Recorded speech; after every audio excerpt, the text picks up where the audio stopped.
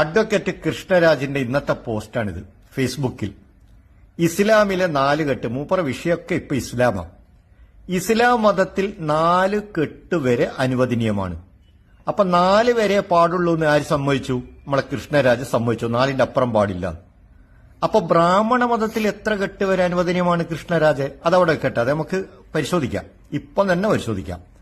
ഇനി ഇങ്ങോട്ട് താഴെ പറയാണ്, ഖുർആനും ആയത്തുകളും പരിശോധിച്ച കോടതി 4 കെട്ടാനുള്ള അവകാശം ഓരോ ഭാര്യയെയും തുല്യമായ രീതിയിൽ പരിഗണിക്കണം എന്ന വ്യവസ്ഥയോടെയും എല്ലാ ഭാര്യമാരോടും നീതിപൂർവമായി പെരുമാറണമെന്നും എല്ലാവർക്കും തുല്യ പരിഗണന നൽകണമെന്നുമുള്ള വ്യവസ്ഥകളോടെയും മാത്രമേ ഇസ്ലാം അനുവദിക്കുന്നുള്ളൂ എന്ന് കണ്ടെത്തി. കറക്റ്റ്. അപ്പൊ 4 കെട്ടാം, പക്ഷെ കണിശമായ വ്യവസ്ഥ ഉണ്ട്, എല്ലാവരോടും നീതിപൂർവമായി പെരുമാറണമെന്ന്. ഇത് നമ്മുടെ കൃഷ്ണരാജ് സമ്മതിച്ചു, കോടതിയും കണ്ടെത്തി എന്ന് കണ്ടെത്തി. കറക്റ്റ്. ഇനി നമുക്ക് കൃഷ്ണരാജിന്റെ സനാതന ധർമ്മത്തിൽ ഈ നീതിപൂർവമായ പരിഗണന നൽകപ്പെടുന്നുണ്ടോ, 4 വരെ കെട്ടാമോ എന്നൊന്ന് പരിശോധിക്കാം. ഇത് മഹാഭാരതം 5-ാം വോള്യം. ഇതിൽ പ്രധാനപ്പെട്ട ഒരു പർവമാണ് അനുശാസന പർവം. അനുശാസന പർവത്തിലെ 44-ാം അധ്യായം വിവാഹ നിയമങ്ങളെക്കുറിച്ച് സനാതന ധർമ്മം എന്ത് പറയുന്നു എന്നതിനെ സംബന്ധിച്ചാണ്. 613-ാമത്തെ പേജിലാണ് അത് പറയുന്നത്. ഒരു ബ്രാഹ്മണന് എത്ര ഭാര്യമാര് വരെ ആകാം? എല്ലാ ഭാര്യമാർക്കും തുല്യ പദവിയാണോ ഉള്ളത്? ചില ഭാര്യമാർക്ക് സഹധർമ്മിണി പട്ടം ലഭിക്കുമോ കേവല സുഖഭോഗത്തിന് മാത്രമാണോ എന്നൊക്കെ ഇതിൽ പറയുന്നുണ്ട്. അത് നമുക്ക് പരിശോധിക്കാം.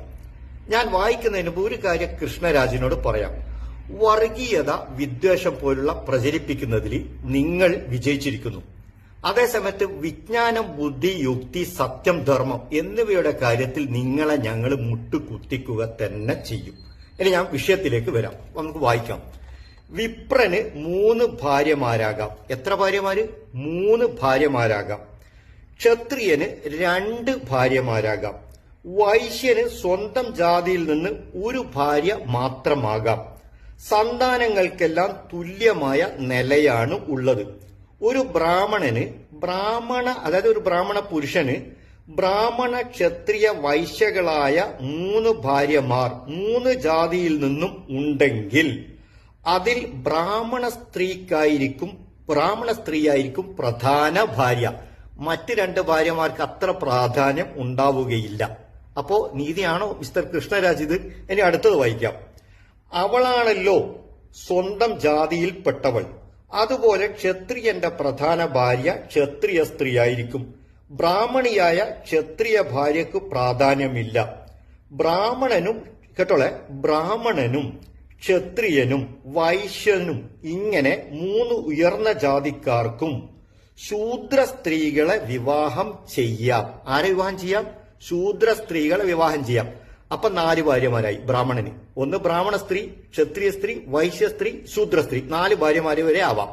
ശൂദ്ര സ്ത്രീയെ വിവാഹം ചെയ്യാം. അത് വെറും സുഖഭോഗത്തിന് മാത്രം, അല്ലാതെ സഹധർമ്മിണി പദത്തിനും മറ്റ് ധർമ്മത്തിനുമല്ല. അപ്പൊ സുഖഭോഗത്തിന് 4ാമത്തെ ഭാര്യ. അപ്പൊ അതിലുണ്ടാകുന്ന കുട്ടികൾക്ക് അവകാശങ്ങളൊക്കെ ലഭിക്കോ? തീർച്ചയായും ലഭിക്കില്ല.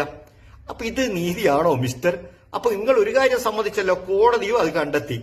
നീതിപൂർവ്വം കണിശമായ നീതി ഉണ്ടെങ്കിൽ മാത്രമേ 4 കെട്ടാവൂ. അപ്പൊ ഇപ്പറഞ്ഞതോ മഹാഭാരതത്തിൽ മിസ്റ്റർ കൃഷ്ണരാജ്?